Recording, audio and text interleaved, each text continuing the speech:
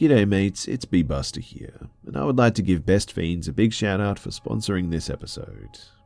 So, have you ever just disappeared without a trace and your family has begun wondering where you are? Well, I did that the other day after I ate dinner to score a little extra time with Best Fiends. Others may wonder where you got off to, but if you're having as much fun with Best Fiends as I am, then it's no secret why you're sneaking off to play. With Best Fiends, you play through an actual storyline, which helps with that satisfying feeling of progression. It's also an awesome brain-boosting puzzle game that is great for downtime. I really like playing it when I'm on a long trip somewhere, stuck on a train, or in a car or something. There are tons of unique fiends to collect, and with offline play, even when you're stranded, you have something to keep you entertained. Best Fiends is now my go-to game at night too, when I'm just chilling in bed and I often can't sleep. And not to brag, but I'm over 1,000 levels in now and I still can't put the game down. In fact, 30 minutes can feel a lot like 30 seconds with how much fun I'm having. There are tons of levels with new challenges coming online all year round, and with thousands of levels to chew through already, there is always something new to do. It's also free to download and is endless amounts of fun. So, download your new favorite getaway, Best Fiends, for free today on the App Store or Google Play. You'll even get $5 worth of in-game rewards when you reach level 5. That's friends without the R, Best Fiends.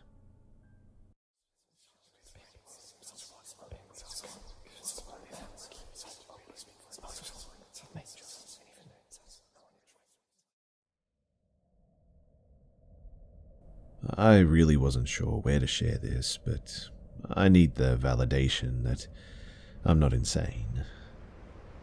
You see, I've never really had paranormal experiences, but I just cannot explain this.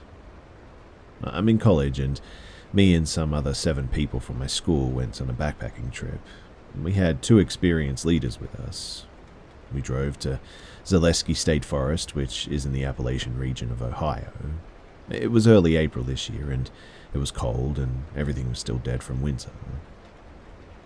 After hiking miles into the forest, we set up camp at the backpacking campsite, and there were a couple of other groups of people as well. A few of them were friendly older couples, and then 2 college-age girls. Everyone was pretty spread out from each other, and we set up camp farther away from everyone else. Now, I've always been able to, sense energies of places, I guess you could say. And the energy in this area wasn't great. In fact, it was almost sort of spooky. Each of us had individual one-person tents, and we formed a kind of cluster in this site, with my tent being in the back, so no one was behind me. Our cluster was also right next to the forest because this backpacking site was like a big cleared-off square in the middle of the trees. So, fast forward, I'm dead asleep around 2 a.m. and I wake up to leaves crunching right behind my tent. I hear footsteps walking in circles around my tent. They had a sort of heaviness to them that couldn't be a deer or a dog. Also, it didn't sound like just 2 legs. Whatever this was though, this creature was circling my tent for long periods of time, slowly creeping up to the sides of my tent, and then just stopping for some time, and then would move on to walking around the rest of the tent cluster. I could also hear a human-like breathing from the mouth when it was close to my tent, like a light sort of heaving or something. I was shaking, too scared to unzip my tent and investigate. I kid you not too that this occurred for hours, and it seemed like I was the only one awake. When out of nowhere, I see an illuminated light shape from my tent, although I couldn't tell what it was from inside of my tent, because it was all zipped up. But it was like a warm glow, I guess. I might have assumed that it was someone's flashlight, except nobody was moving. I was paralyzed in fear. I simply couldn't believe that this was an animal, and at some point, I must have fell asleep due to sheer exhaustion, but I could hear the footsteps circling until I did. I really don't remember much after that, but in the morning I questioned my fellow campers about it, and my leader admitted that she heard the footsteps and noises as well, admitting that it was bizarre and she would have investigated had she not been so groggy. One of the boys in the group said that he also noticed the light that came on, but thought that it was someone else. Not a single person in this group, though, went up to go to the bathroom or turned on a light that night, so I know for sure that it was nobody else from our group at least. I've heard things about the Appalachian regions being creepy and bizarre, and to be honest, now I believe it. Have any of you guys had any similar experiences? And if you have, what happened?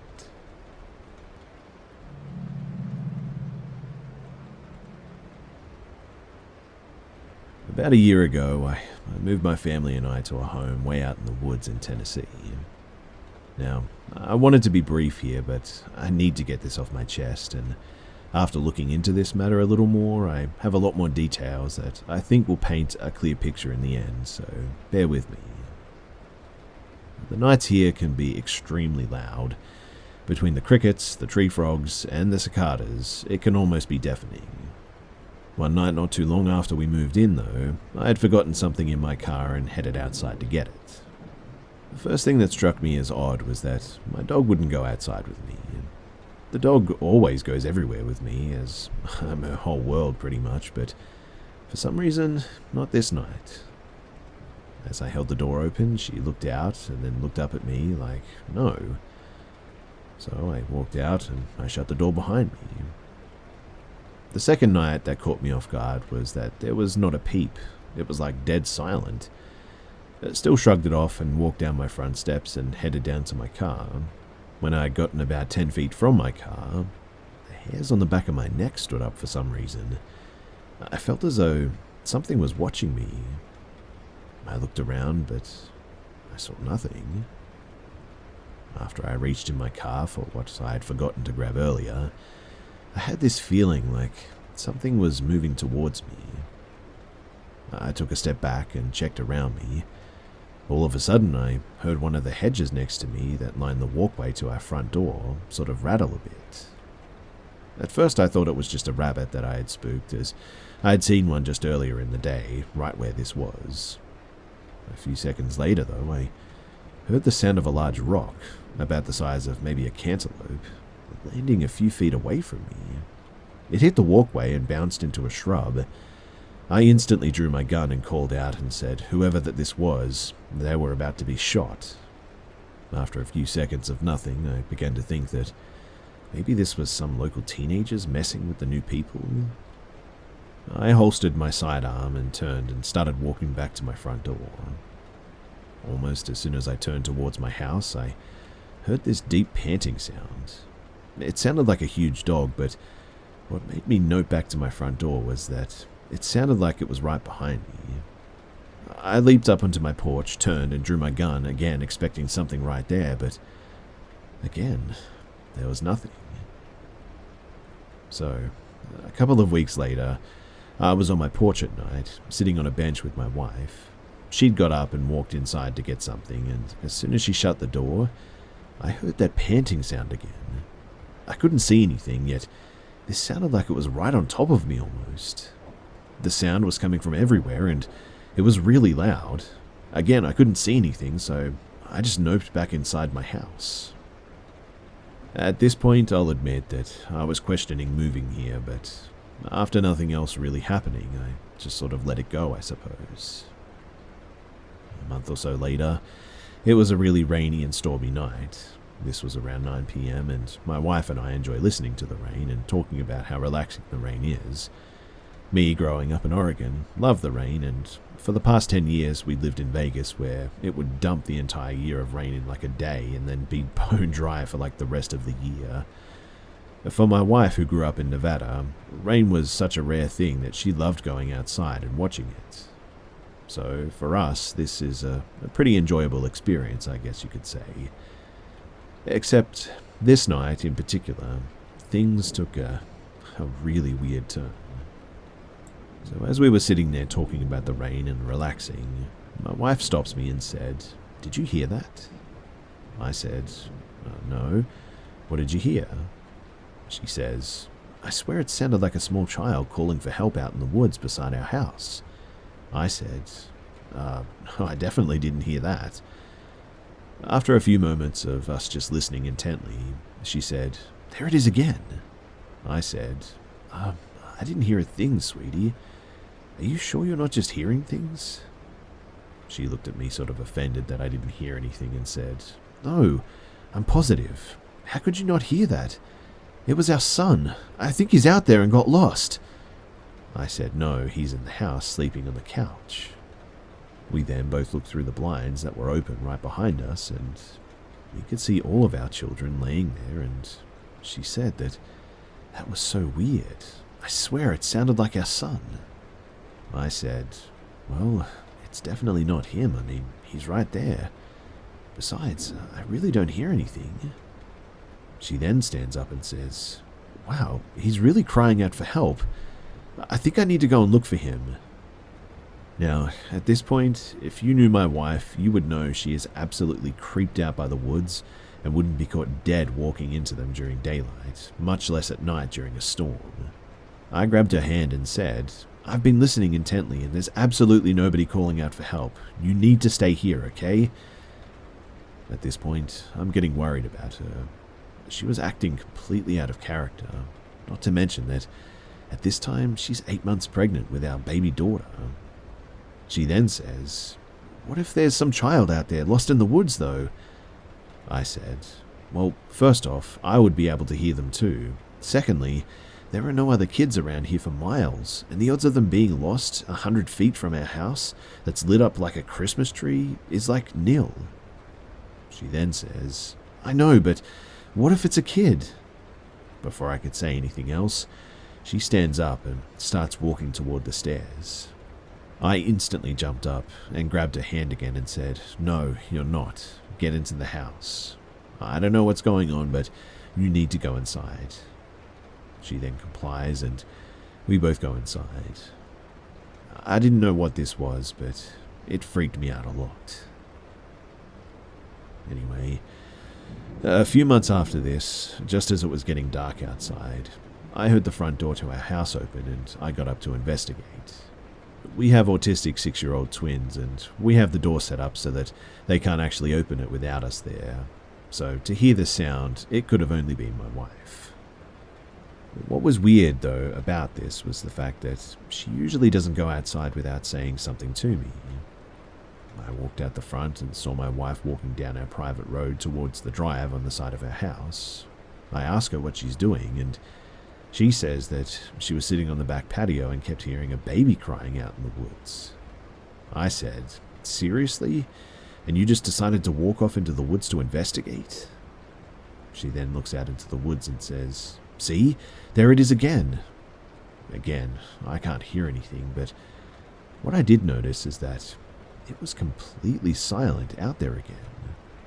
I told her, just like before, the chances of a baby being out in the woods outside of our house is slim and that she needed to get back into the house.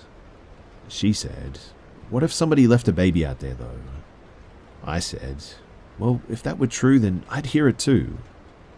Now, at this point, I was really starting to worry about my wife's mental health, obviously. I actually asked her to see a psychiatrist, and she did. Now, looking back, I feel really bad about this, knowing what I know. A key to this moment, though, was that my wife had just given birth to her baby girl maybe a month before.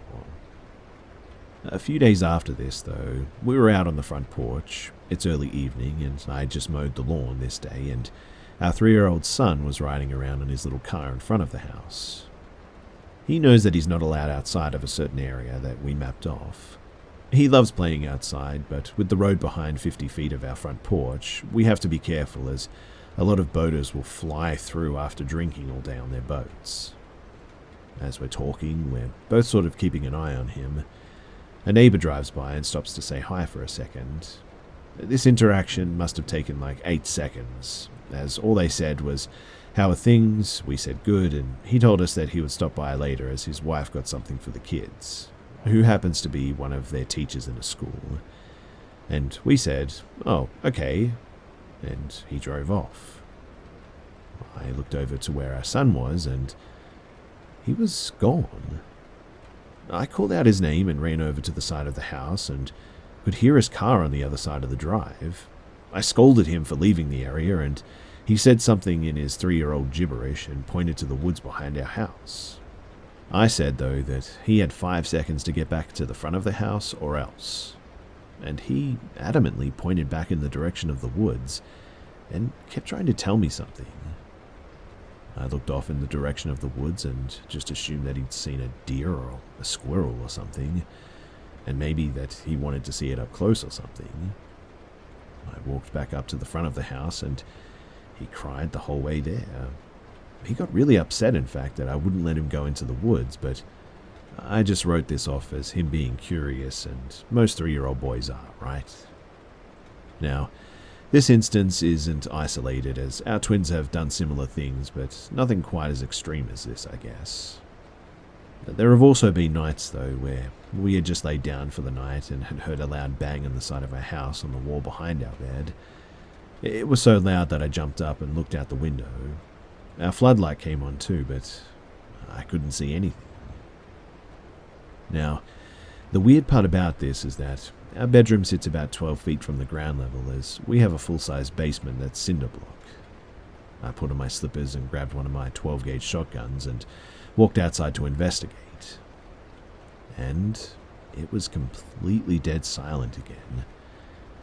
The floodlight that's on the side of the house had clicked off at this point, so I walked over to the end of the deck and shined my light around the yard. There was nothing. I walked around the house and shined the light around intently. As I approached the back side of my house, the hairs on the back of my neck stood up again. It felt like someone was watching me again. I shined the light up into the trees, but again, nothing. I rounded the corner, and the first thing that I noticed was that my 3 dogs were in that area, and they weren't making a peep. Our dogs have no filter and will bark at anyone and everything. This includes me. So to see them all hiding with their tails between their legs, not making a peep, really had me worried. As I kept walking, all of a sudden the crickets and the frogs started making sounds again. It was as if someone had clicked a switch almost. Like it was completely silent, and then all of a sudden it was just alive again. I walked back into the house and I told my wife that I hadn't seen anything. She shrugged and said, okay, as long as our dogs were okay. Due to the circumstances that night, I decided to let the dogs in and sleep with us.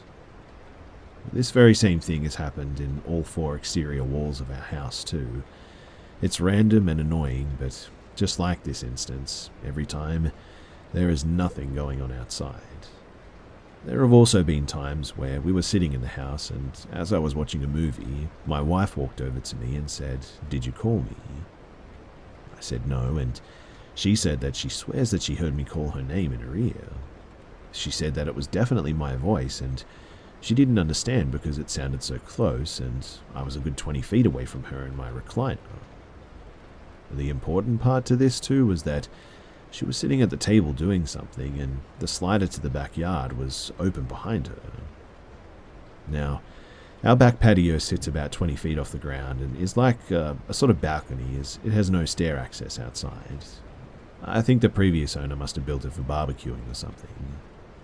There have been several instances, though, where she would say that she heard someone whisper in her ear, but she couldn't make out the sound.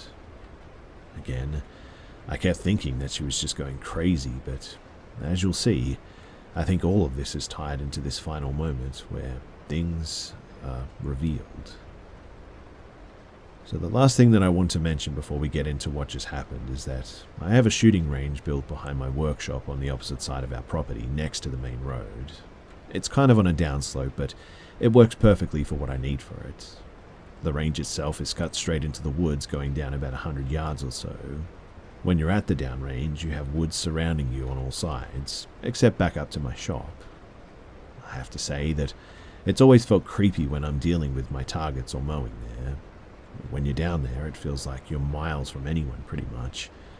And one day, around 5 in the evening, I was sighting in a new rifle scope. The sun was still up, but was going to start to fade soon, so I knew this was going to be my final test. Up until this point, nothing really happened while I was making my multiple trips down the range, other than this feeling of uneasiness, I guess. But as I got down the range, I kept getting this feeling like someone or something was watching me again. I looked around, but didn't see anything. As I was placing stickers over my previous shots, I heard something big off to the side of me. It sounded like a large branch had snapped off a tree or something. If you've been in Tennessee woods, then you'll know that a lot of branches fall off trees randomly out of pretty much nowhere, so this was nothing new. Except this time, it was really loud and sounded like fresh, strong wood, if that makes any sense. I turned and looked, but again couldn't see anything.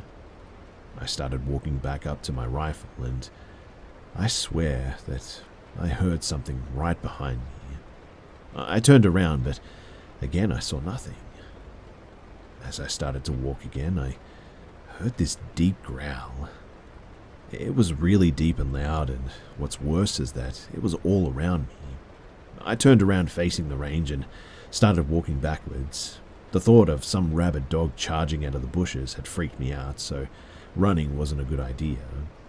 I slowly walked backwards up the hill to my rifle, but again, nothing happened.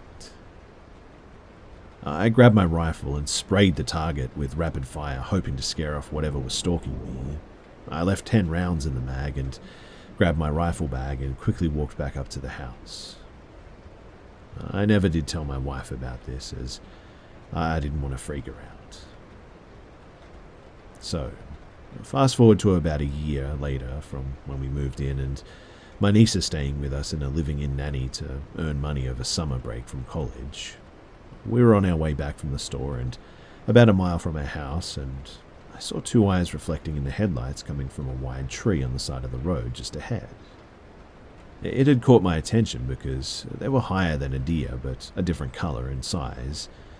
And just as I had said, "What is that?" and squinted, they vanished.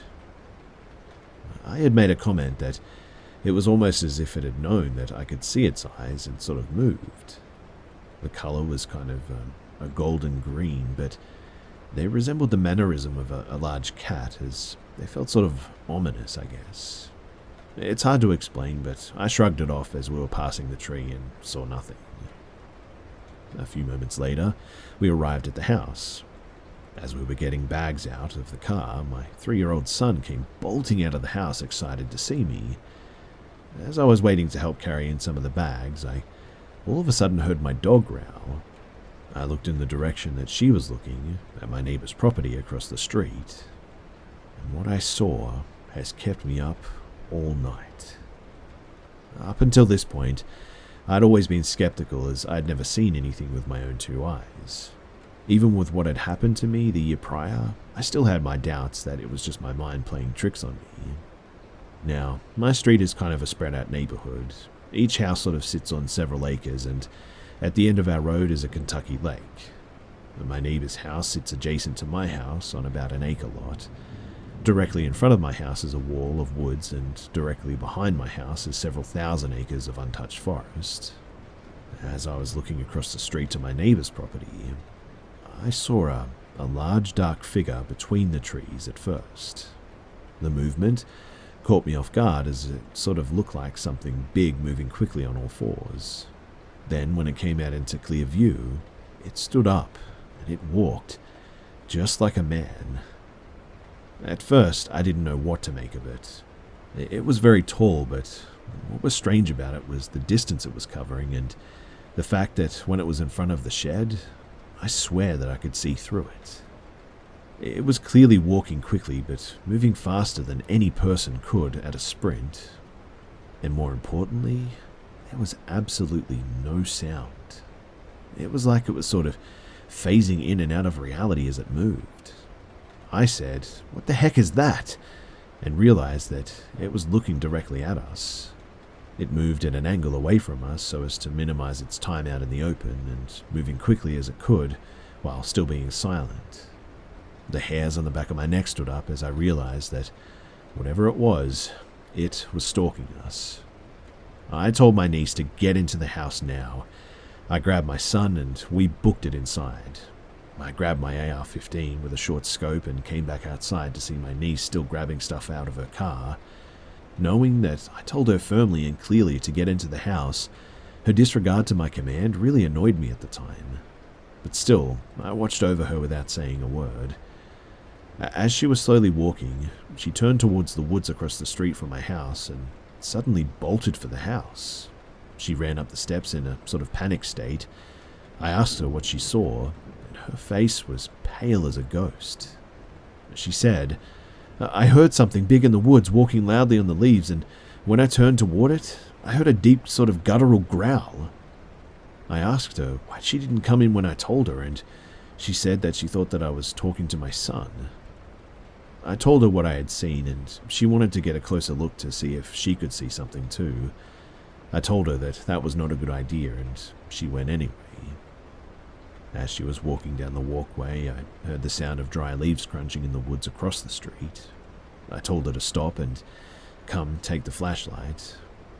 Now, at this point, she's about 6 feet away from my wife's SUV. As she turned and started walking back to me, I caught a glimpse of something grey and hairy bolt from behind the SUV back across the street into the woods. My porch is a raised porch, like I said, and our SUV is about 6.5 feet tall. Whatever it was, it cleared about 45 feet in what looked like a single leap. It moved like lightning, like nothing I'd ever seen. Whatever it was, it wanted my niece. It jumped behind the car out of my line of sight and was waiting for her. She still doubted my warnings and grabbed the flashlight and walked back toward the car. And as she entered my driveway, she stopped dead in her tracks and leaned forward as if she could see something. I asked her what she saw, and she turned and ran back up on the porch with a terrified look on her face, saying no just over and over again. She said that it was a figure hiding inside of a tree and that what she saw was its eyes. I asked her what they looked like, and all she could say was that they looked dull red at first, but as she got closer, they looked sort of dead.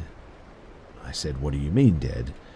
And she said that they were pupils that looked grey, like the way eyes look when they go blind sort of thing. She said that it was really dark grey, and she says that she could see through it, almost like a dark cloud. She said that she wanted to go out again, and she took a step down the stairs, and as she did it, it revealed itself from the tree. I said get inside, and I went in and locked the door, and this time I got a pretty good look at it. And it looked like what I said, but tall and sort of human-shaped too. It was really tall, in fact, and man, it was ominous. It took off after this, and after that, we didn't see anything again. Obviously, we didn't sleep that night. We just sat around talking about it for hours, but the next morning we did a height comparison to the tree limb that she saw it stand over, and it put its height to around 9 feet tall, and its eyes were about 6 inches apart. At this point, I don't know what this thing was, but after doing some research, I think that maybe this thing is called a Glimmerman or a crawler, as some put it. I looked to see if there had been any other sightings in the Benton County, but there's nothing. More importantly, though, I swear that it would phase in and out, almost like a shadow person, but bigger and more obvious.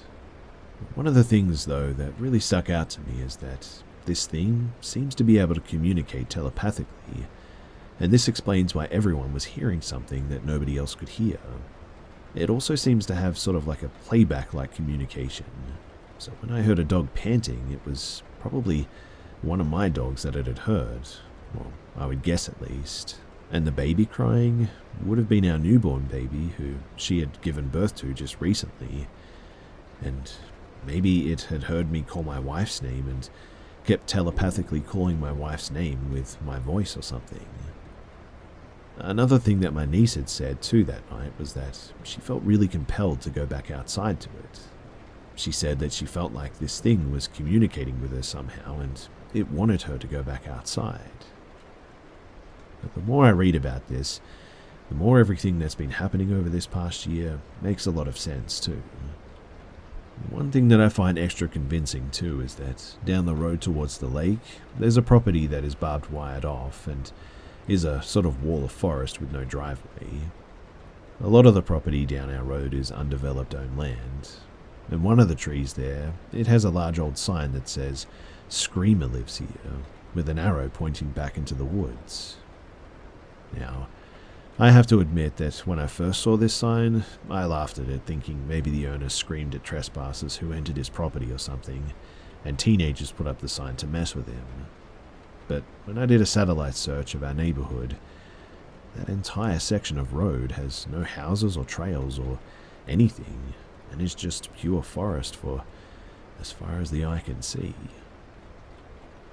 One of the things that this thing is said to do is make a loud scream when threatened. And apparently, one of the things that this thing is said to do is make a loud scream when threatened. Now that you understand my story, I doubt that this is the ending too.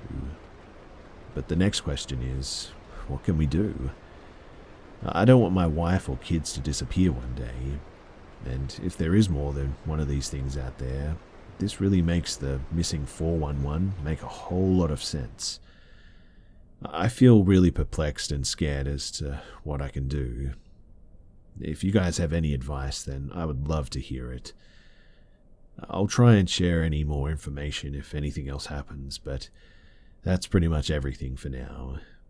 This happened over a span of many months, and like I said, we've been living here for some time, and things have gotten worse, but I just really don't know what to do.